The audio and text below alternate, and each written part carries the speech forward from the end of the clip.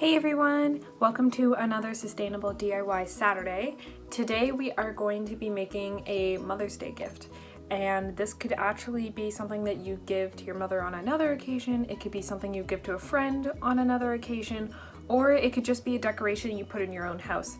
So I came up with this idea because I wanted to make something homemade for my mother. That's something signature about me that I love to do, and I wanted to express my love and her love for nature in the product. So I'll show you in a minute what I did, but essentially I just made watercolor paintings of wildflowers, and then I'm going to be hanging them on a piece of string, and so that it can be either a wall decoration, it could be hanging, it could be on a curtain. I've tried actually tying it around my curtain like this and it worked totally fine. There's a lot of different variations of how you can use this product, but it was quick and easy. I didn't have to buy anything because I just used craft supplies that were in my own house, and you don't have to do it exactly the same as I do. It's just some inspiration for a sustainable DIY project that you can use as a gift or as a home decoration for yourself. Let's get started.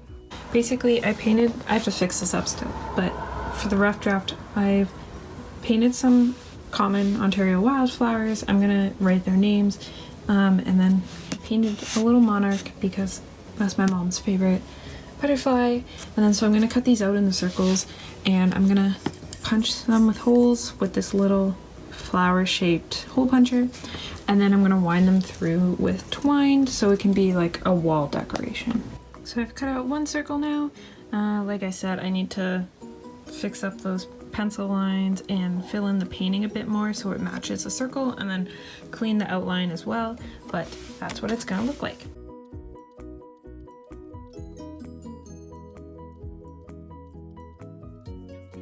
The next step is to use the flower hole puncher to punch a hole in the top of each of the paintings, and you are quickly going to see that I struggled more than I should have with this, and it's really embarrassing. What I just realized about this is that when I hole punch it, it's gonna be upside down.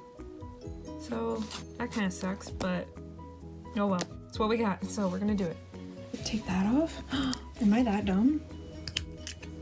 Oh my god, I think I'm that dumb. Oh no. This is really embarrassing. Okay, no, it's not just me. Yay! Yay! Ow, that hurt. It's little marks on my hands. I've lined them up in a order that I like. So I'm gonna do this one, this one, this one, and all I'm just gonna do is weave the twine through, and I'll tie it at each end but leave some space so that it can be hung up on a wall.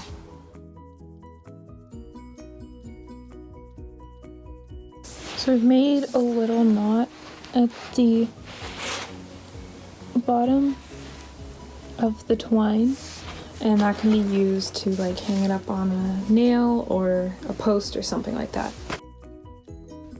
As you can see, I really struggled to pick this up, but you get the gist of it, and I will show you the finished product in a second. So I realized I don't really have any screws or anything in the wall that I could show you this on it actually on a wall, so it's on my dresser, which is not fully flat, so if this was a wall, these would be completely flat against it like that. Again, I still have to fix them up a little bit, but you can get a rough idea, and you can move them around. You can even add other things hanging off the string if you want to help them stay divided and just to make it look nicer. But I added some little gems as well that I found, and I think it's pretty cute.